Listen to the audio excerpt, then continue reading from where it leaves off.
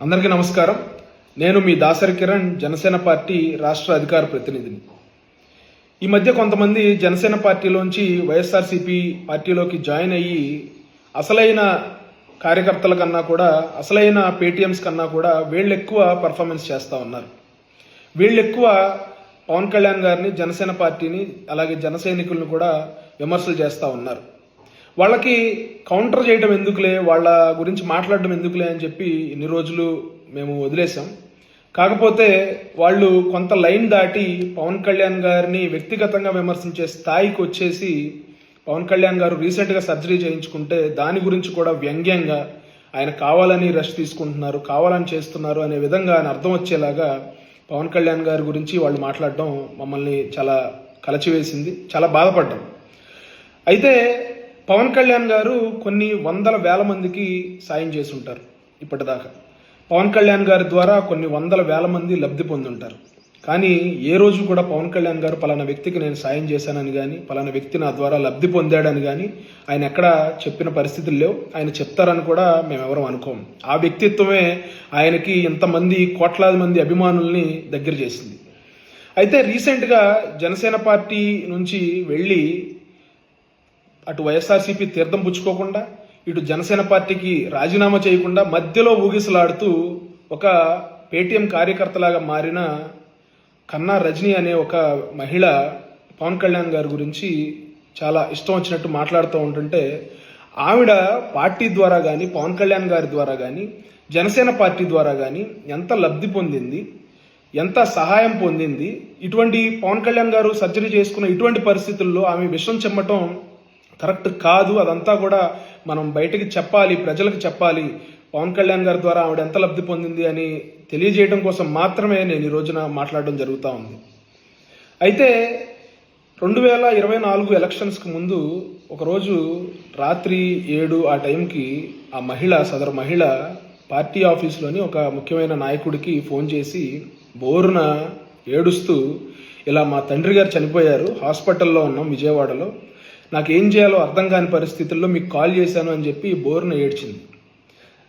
ఆ విషయాన్ని పార్టీ అధ్యక్షుల వారి దృష్టికి ఆ సదరు నాయకులు తీసుకెళ్తే ఆయన వెంటనే ₹1,00,000 ఆర్థిక సాయం, ₹1,00,000 ఆర్థిక సాయం అంటారా లేకపోతే సహాయం అంటారా అది మీ ఇష్టం, ₹1,00,000 ఆవిడకి ఖర్చులకు నిమిత్తం వెంటనే ఆవిడకి పంపించండి పార్టీ ద్వారా అని చెప్పి ఆయన ఆదేశించడం జరిగింది.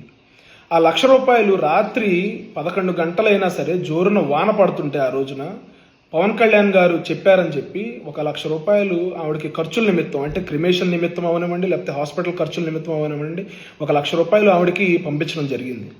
అదేవిధంగా ఒక ఆడబడుచు, ఒక ఆడపిల్ల ఇబ్బంది పడుతుంది ఇటువంటి పరిస్థితుల్లో అని ఒక కారు పంపించి, దాంతోపాటు ఒక డ్రైవర్ని ఇచ్చి 2 రోజుల పాటు అక్కడే ఉండండి మీరు, ఆవిడకి ఏ సహాయం అయినా, ఆవిడకి ఏ సహాయం కావాల్సి వచ్చినా, లేకపోతే ఆవిడ కుటుంబ సభ్యులు ఎక్కడికన్నా వెళ్ళాలన్నా రావాలన్నా మీరు అండగా ఉండండి అని చెప్పి ఒక కారుని, ఒక డ్రైవర్ని కూడా ఇచ్చి ఆ రోజున పవన్ కళ్యాణ్ గారు పార్టీ తరపు నుంచి పంపించడం జరిగింది. ఈ రోజున ఆవిడకి ఆ రోజున అధ్యక్షుల వారు చేసిన సాయం గుర్తులేదు. నాకు తెలిసి ఈ సాయం పవన్ కళ్యాణ్ గారికి కూడా గుర్తుండదు. సాయం చేసిన వ్యక్తి మర్చిపోవచ్చు, సాయం తీసుకున్న వ్యక్తి మర్చిపోవచ్చు, కానీ ఆ సాయానికి సాక్ష్యంగా ఉన్న నాలాంటి వాళ్ళు ఆ విషయాన్ని మర్చిపోలేదు.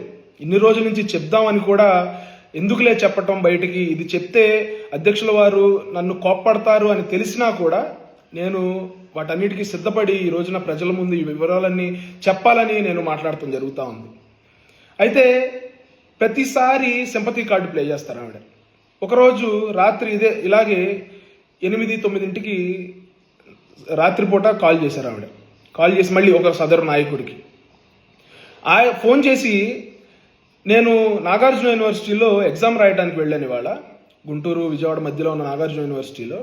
అక్కడ వైఎస్ఆర్సీపీ కార్యకర్తలు నన్ను ఇబ్బంది పెట్టే విధంగా నన్ను చూస్తూ ఉన్నారు, నాకు భయం వేస్తుందన్న, నన్ను ఏమన్నా దాడి చేస్తారేమోనని నాకు భయం వేస్తుంది, ఇది అధ్యక్షుల వారికి చెప్పండి అని చెప్పి మళ్ళీ ఆవిడ ఒక డ్రామా చేయటం మొదలుపెట్టింది. డ్రామాని ఎందుకు చెప్తా ఉన్నానంటే తర్వాత చెప్తాను ఎందుకు డ్రామా అంటున్నాను.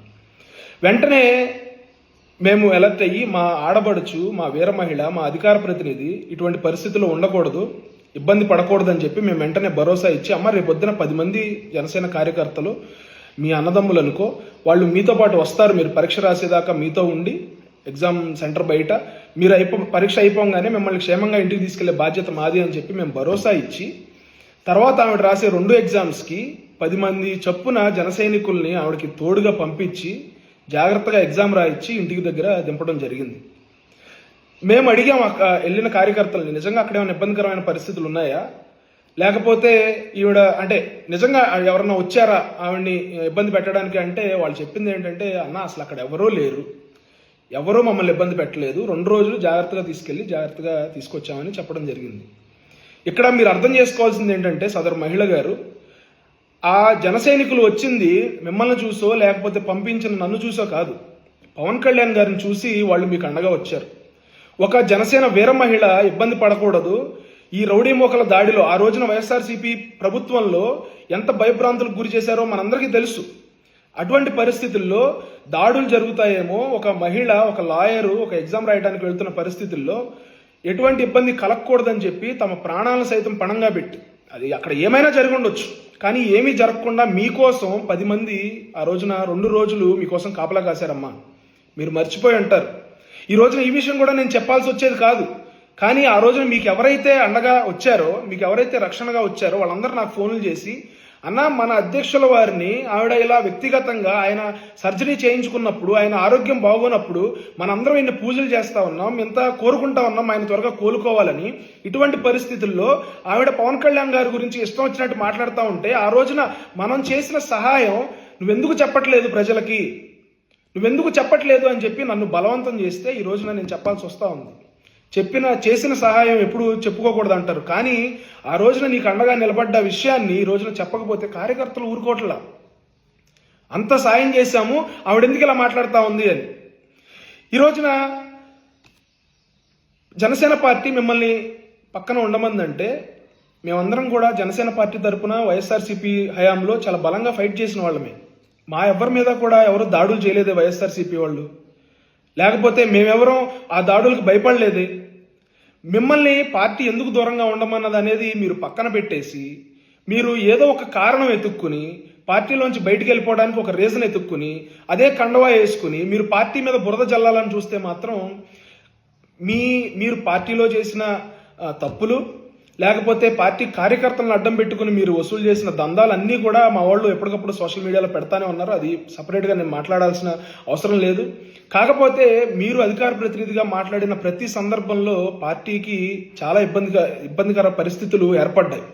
మీరు పవన్ కళ్యాణ్ గారిని ఒక కులానికి సంబంధించి కులానికి ఆపాదించే విధంగా మీరు మాట్లాడిన విధానం అయితే అవనివ్వండి, కాపోడు మా కాపులంతా ఇట్లా తాగుతారు తిరుగుతారు అని చెప్పి మీరు ఒక కమ్యూనిటీని పార్టీకి ఆపాదించే విధంగా మీరు మాట్లాడినా, లేకపోతే మీ ఇష్టం వచ్చినట్టు మీరు వ్యక్తిగతంగా ఇష్యూస్ మీద మాట్లాడి పార్టీ లైన్ని ధిక్కరించి మాట్లాడినా కూడా పార్టీ మిమ్మల్ని మందలించిందే తప్ప ఎప్పుడూ మిమ్మల్ని పార్టీలోంచి బయటికి వెళ్ళిపోమని పార్టీ చెప్పలా. కానీ మీరు ఈ రోజున మీరు లాయర్ కదా, మేము లా పాయింట్లు తెలుసు, నేను తెలివిగా మాట్లాడతాను, నేను ఆ పార్టీలోనే ఉంటున్నట్టు నేను ఆ పార్టీని విమర్శిస్తాను, మా అన్నే విమర్శించమన్నాడు, మా అన్నే నన్ను ఇలా ప్రశ్నించే విధంగా మమ్మల్ని ప్రేరేపించాడు అని చెప్పి మీరు కవర్ చేయడానికి, మీ ఇష్టం వచ్చినట్టు మాట్లాడడానికి పవన్ కళ్యాణ్ గారినే ఒక షీల్డ్ లాగా వాడుకోవడానికి మీరు ప్రయత్నిస్తే మాత్రం జనసేన పార్టీ కార్యకర్తలు, జనసేన నాయకులు, వీర మహిళలు, అధికార ప్రతినిధులు ఎవ్వరూ కూడా మిమ్మల్ని ఉపేక్షించే పరిస్థితి లేదమ్మా. ఎందుకంటే మీరు చేసిన తప్పులు అన్నీ కూడా మాకు తెలుసు. పవన్ కళ్యాణ్ గారు మిమ్మల్ని ఏమని మందలించారు, ఎందుకంటే ఆ మందలించినప్పుడు మేము కూడా ప్రత్యక్ష సాక్షులు. ఆ రోజున మమ్మల్ని అందరినీ కూడా తిట్టారు. మమ్మల్ని తిట్టిన అంశం వేరు, మిమ్మల్ని తిట్టిన అంశం వేరు. ఇవన్నీ ఇంటర్నల్గా జరిగిన అంశాలు బయటకు చెప్పకూడదని తెలిసినా కూడా కొన్ని చెప్పాల్సి వస్తున్న పరిస్థితి. మమ్మల్ని ఏమని తిట్టారంటే, బురద మీరు ఎందుకు మీదేసుకుంటున్నారు, ప్రతిదానికి మీరు ఎందుకు రెస్పాండ్ అవుతున్నారు, మీరు భాష జాగ్రత్తగా వాడాలి, మీరు జాగ్రత్తగా ప్రతిపక్ష పార్టీలు కూడా మీరు మాట్లాడేది కరెక్టే కదా అనుకునే విధంగా మాట్లాడాలని చెప్పి మమ్మల్ని తిట్టారు.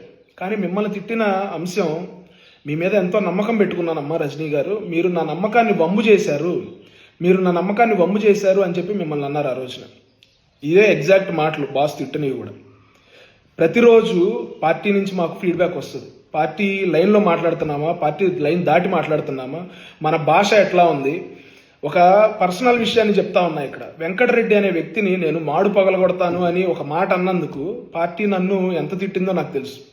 పార్టీలో పెద్దలు నాకు ఫోన్ చేసి ఎంత మందలించారో నాకు తెలుసు. నువ్వు ఆ భాష మాట్లాడకూడదు, సబ్జెక్ట్ లైన్ దాటి మాట్లాడకూడదు, వ్యక్తిగతంగా మాట్లాడకూడదు, వైఎస్ఆర్సీపీ వాళ్ళు చేసిన పనులే మీరు చేస్తే వాళ్ళకి మనకి తేడా ఏముందని చెప్పి నన్ను ఎలా మందలించారో నాకు తెలుసు. కాబట్టి మీరు జగన్మోహన్ రెడ్డి గారి కన్నా కూడా మీరు సింపతి కార్డు ఎక్కువ వాడుతూ ఉన్నారు. ప్రతిదీ పవన్ కళ్యాణ్ గారి దృష్టికి వెళ్ళాలి, మీకు ఎమ్మెల్యే సీట్ రావాలని చెప్పి మీరు ఎంత ప్రయత్నం చేశారో నాకు తెలియదా? మీరు ఎంత ప్రయత్నం చేశారో ఆ రోజున మీరు చెప్పిన మాటలు కూడా నాకు ఇంకా గుర్తే ఉన్నాయి. ప్రజలందరూ కూడా కోరుకుంటున్నారన్నా నేను ఎమ్మెల్యేకి పోటీ చేయాలని. అక్కడ గుంటూరు వెస్ట్ సీటు మీరు అడగడం కూడా నాకు తెలుసు. విడుదల రజనీ గారు పోటీ చేస్తున్నారు, జనమంతా అడుగుతున్నారన్నా విడుదల రజనీ వర్సెస్ కన్నా రజనీ అయితే చాలా బాగుంటుంది, కన్నా రజనీ మీరు సీటు అడగండి అని చెప్పి జనమంతా నన్ను అడుగుతున్నారన్నా అని చెప్పి మీరు ఆ రోజున సీటు కోసం ప్రయత్నం చేసిన విషయం నాకు తెలియదా? లేకపోతే మేము అవన్నీ మర్చిపోయామని అనుకుంటున్నారా? ప్రతి అంశాన్ని కాంట్రవర్సీ చేయటం, మీరు మాట్లాడిన ప్రతి డిబేటు కాంట్రవర్సీనే. మీరు చేసిన తప్పులకి ఎన్నోసార్లు మేము ఎక్స్ప్లెనేషన్ ఇచ్చుకోవాల్సిన పరిస్థితుల్లో మీ తోటి అధికార ప్రతినిధులుగా మేము ఎంత ఇబ్బంది పడ్డామో మాకు తెలుసు. ఈ రోజున మీరు పార్టీలోంచి బయటికి వెళ్ళిపోవాలంటే బ్రహ్మాండంగా వెళ్ళిపోవచ్చు. బ్రహ్మాండంగా వెళ్ళిపోయి మీరు ఏ పార్టీ కండువా కప్పుకోవాలో ఆ పార్టీ కండువాని మీరు కప్పుకోవచ్చు, ఆ పార్టీ తరఫున ప్రచారం చేయొచ్చు, మాట్లాడవచ్చు. కానీ వ్యక్తిగతంగా పవన్ కళ్యాణ్ గారిని విమర్శిస్తే 151 సీట్లు ఉన్న రాజకీయంగా రాక్షస రాజ్యంలో విర్రవీగుతున్న జగన్మోహన్ రెడ్డి గారిని వారి అనుచర గణాన్నే మేము వదిలిపెట్టలేం. సబ్జెక్టుతో పాయింట్ టు పాయింట్ మాట్లాడి వాళ్ళందరినీ బలంగా ఎదుర్కొని ఈ రోజున జనసేన పార్టీ కూటమిలో ఒక ముఖ్య భూమిక పోషించి జనసేన, తెలుగుదేశం, బీజేపీ అధికారంలోకి వచ్చింది. అటువంటిది మీరు తెలివితేటలు ఉన్నాయి నాకు, నేను లాయర్ని అంటే మీరు ఒక లాయర్ పట్టా చదువుంటారు. మేము జన సైనికులందరం, జనసేన పార్టీ నాయకులు, అధికార ప్రతినిధులందరూ మీకన్నా 10 రెట్లు ఎక్కువ చదివి రాక్షస జాతిని ఫైట్ చేసి మేమంతా ఈ రోజున బలంగా నిలబడిన వాళ్ళు.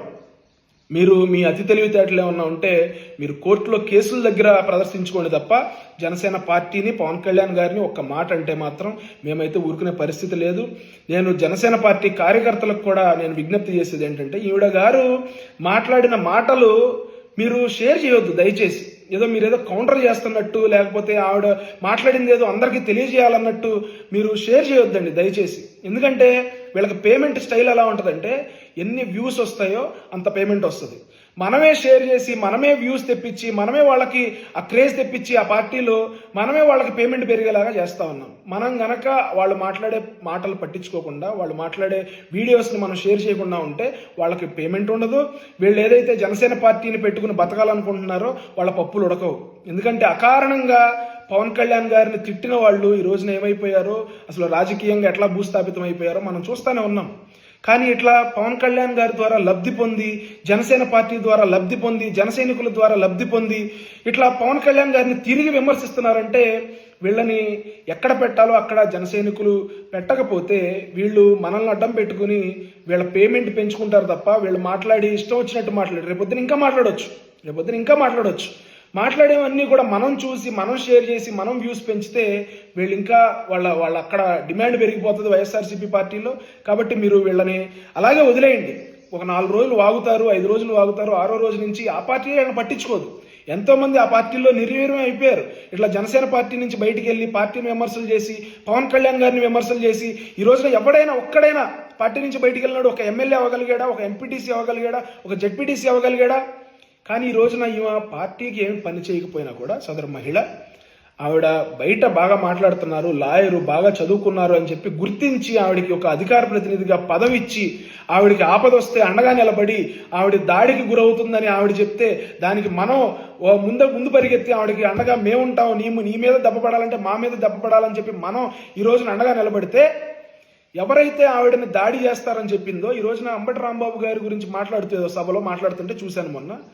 ఎవరైతే ఈవిడ మీద దాడి చేస్తారని ఈవిడ భయపడిందో ఆ కుర్రోడిని పక్కన పెట్టుకుని ఈవిడ వైఎస్ఆర్సీపీని, అంబటి రాంబాబు గారిని, లేకపోతే జగన్మోహన్ రెడ్డి గారికి ఎలివేషన్లు ఇస్తా ఉంది.